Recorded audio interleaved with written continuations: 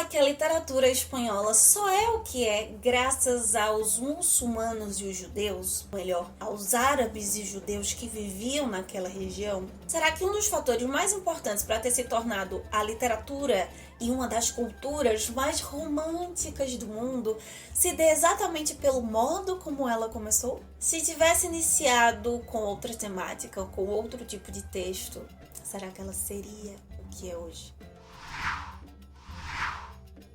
O que temos para hoje, Sanchos e Dulcineias? Eu sou a Larissa Bertolino, você está no canal Uma Garota Quixotesca, onde nós tratamos de literatura, sempre partindo do nosso queridíssimo Dom Quixote de La Mancha.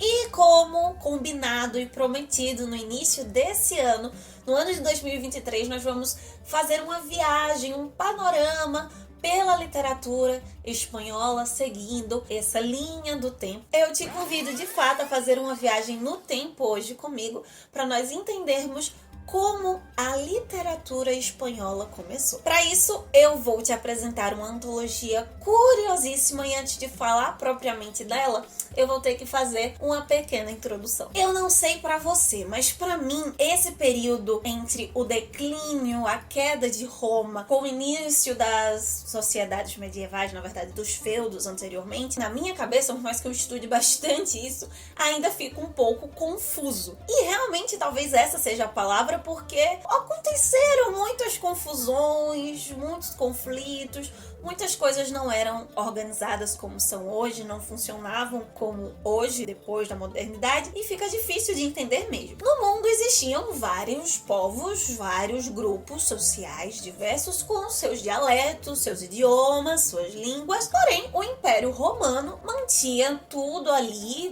governando, dominava vários países, deixavam aqueles povos uma certa liberdade cultural, linguística, mas o latim era a língua do mundo, né? O comércio era a língua da política, da filosofia, do conhecimento, como hoje seria o inglês, por exemplo. Só que no século III da nossa era, Roma tem ali o seu declínio, vai decretando, vai acabando. Outros povos, outras tribos, outros grupos vão dominando mais, vão exercendo mais poder em uma ou em outra região da Europa, e essas pequenas divisões vão construindo os primeiros feudos. E com isso, a língua, que agora já não era aquele latim clássico, já era um latim em declínio também, vai se misturando com esses outros idiomas que já existiam, um jeito de falar daqui, com um dialeto dali, formando novas línguas. Entre o século VI e o século VIII, o latim é considerado agora o latim medieval, porque é um tipo de latim que vai se prender ali quase exclusivamente pelos clérigos, pela igreja e por uma minoria muito mínima mesmo de pessoas cultas que vão usar para estudar filosofia, política e essas outras áreas do saber. É nesse período, entre esses 3 séculos aqui, que o latim vai receber a maior investida das influências dessas outras línguas, surgindo então uma criação natural das línguas românicas, ou seja, das línguas que hoje são modernas, mas que derivaram do latim. Pensa comigo, com a degradação de um poder supremo ali, Roma, que não só dominava socialmente, mas que regulamentava o idioma, que tinha as gramáticas, que tinha os seus sábios, o feudalismo começa a juntar as pessoas em pequenos grupos. O latim, o árabe e o hebraico também, com o domínio dos árabes e chegada dos judeus nessa região da Europa, vai se misturando cada vez mais, não só dialetos, mas línguas extremamente antigas, e que, diferente dos outros dialetos da região, o árabe, o latim e o hebraico possuíam a língua escrita, o registro escrito. A grande massa da população não é alfabetizada em nenhum desses idiomas, e por isso não tem como corrigir uma norma ou outra. Surge de dentro, então, dessa mistura com vários outros idiomas, vários inícios de línguas que vão aparecer, algo chamado de moçárabe. Era um conjunto de línguas similares, com vários dialetos, ali da região que hoje seria a Granada, no sul da Espanha. Para ser mais específico, mais técnico, de acordo com vários livros de história da língua que eu consultei, o moçárabe teria mais ou menos 40%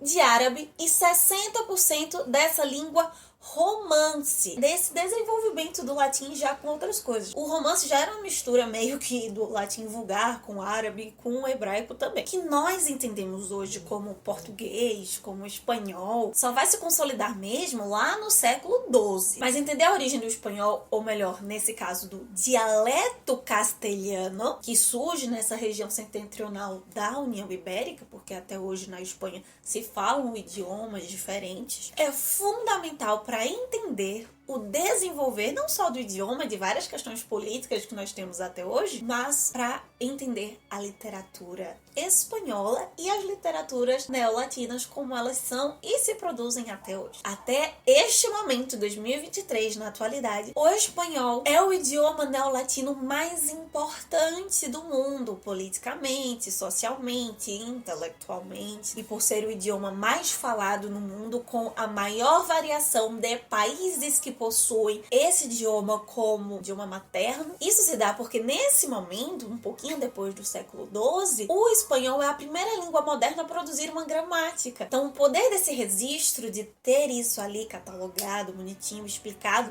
já no caso em 1492, impulsiona e faz com que, olha, lembra aí a data, junto da colonização aqui na América, além do poder político, isso também se exerça, assim como no Império Romano, um poder através da imposição do idioma. Isso tudo que é e que foi o espanhol começou com a primeira lírica popular escrita em moçárabe, lá na região que hoje seria Andaluzia. Sabe quando nós estamos na escola e estudamos o início da literatura na Europa e vemos as canções de escárnio, de maldizer, de amigo e de amor? O moçárabe vai desenvolver a sua primeira lírica exatamente com isso, mas não tem essa variação toda no caso da Espanha. Seria a grande maioria, o foco, uma espécie de cantiga de amigo, enquanto que o galego, o português está se desenvolvendo ali com todas essas 4 variações no que seria o português, a Espanha se detém em uma, ou melhor, os muçulmanos, em sua grande maioria, além de judeus também, usando o moçárabe,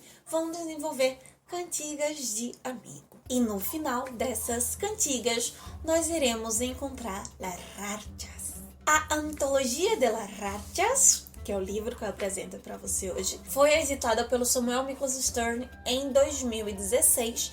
Na verdade, ele compila, ele edita, junta várias rachas de vários autores conhecidos e desconhecidos desse período, alguns famosos como Josef, o escriba, e na verdade ele mostra como las rachas era um fragmento de um outro tipo de texto, que eram na verdade as moarras. Eram textos líricos, como uma cantiga de amigo, que tinham 5 estrofes intercaladas com um refrão, na sua grande maioria das vezes escritas em árabes, algumas em hebraico. E no finalzinho, depois de todo esse texto, existia algo semelhante a um provérbio, a uma moral, ou a um resumozinho de todo o poema que se leu, escrito em moçárabe, nessa interlíngua que estava se desenvolvendo para o espanhol. Essas eram as rachas.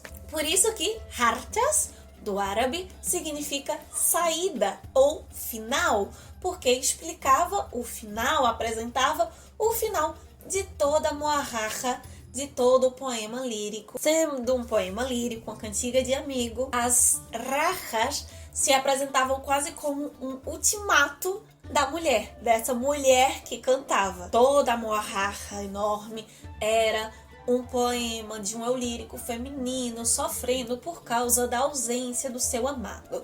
Essa ausência podia vir de morte, de distância mesmo pelo tempo, porque estava doente e eles não poderiam se encontrar por causa disso, entre vários e vários outros fatores. Nesse texto é muito comum nós encontrarmos a palavra Sid, que quer dizer Senhor, e vai ser muito importante para um dos vídeos desse mês aqui no canal, ou Habib, que no Brasil se vê muito traduzido como príncipe, mas pode ser algo como amigo, como amado. Nesse caso aqui é mais próprio para isso. Diferente das cantigas de amigo, maldizer, escárnio, especialmente a diferença entre amigo e amor nas cantigas do galego português, nas moarras, essas cantigas podiam variar o grau de intimidade, desde um casal que está apenas prometido ou que está apenas apaixonado, ou que já se conhecem, portanto gerando até umas morrajas mais calientes. A grande maioria das vezes, além de ser uma mulher falando,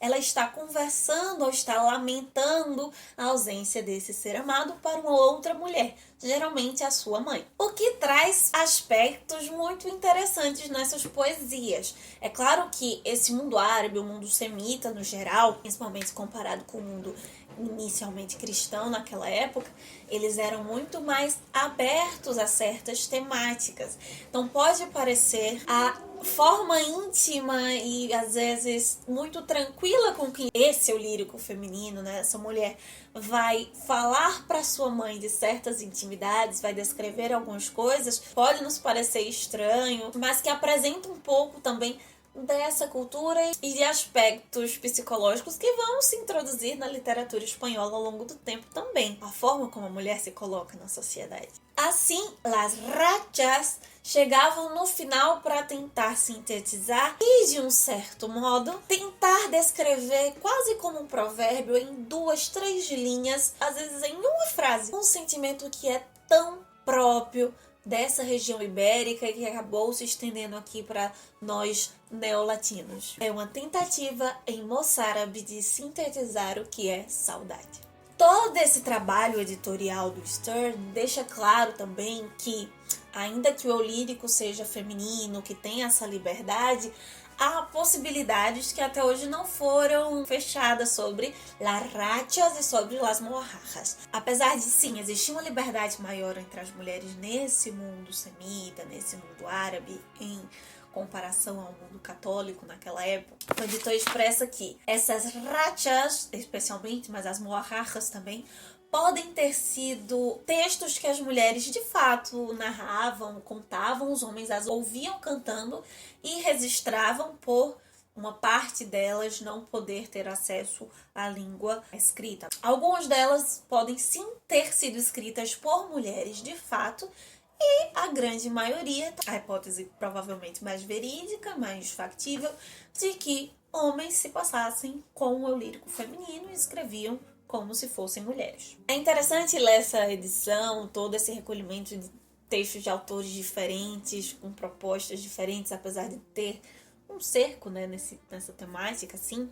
É uma poética muito interessante para pensar no vocal, no som, nessa musicalidade da poesia e de como isso se passa para o espanhol posteriormente. Porque se nós formos ser bem específicos, bem técnicos, são idiomas, né, o árabe e o hebraico, que não possuem vogais. Eles vão ter essa variação no fonema, mas não a letra da vogal específica. E na sonoridade, o árabe vem com o A, o I e o U, mas o E e o O fechados, que até hoje é fechado no espanhol, ele já vem dessa influência das línguas romance. Por isso que no moçárabe nós vamos ter esses 5 sons, o A, o I, o U e o E e o O fechados. Por mais que seja um idioma que nós não temos contato, por ter esse bridismo, nós vamos entendendo o que as rajas querem dizer, o que as morrajas vão ali também expressas estão colocando, apesar de ter sempre a ajuda do editor,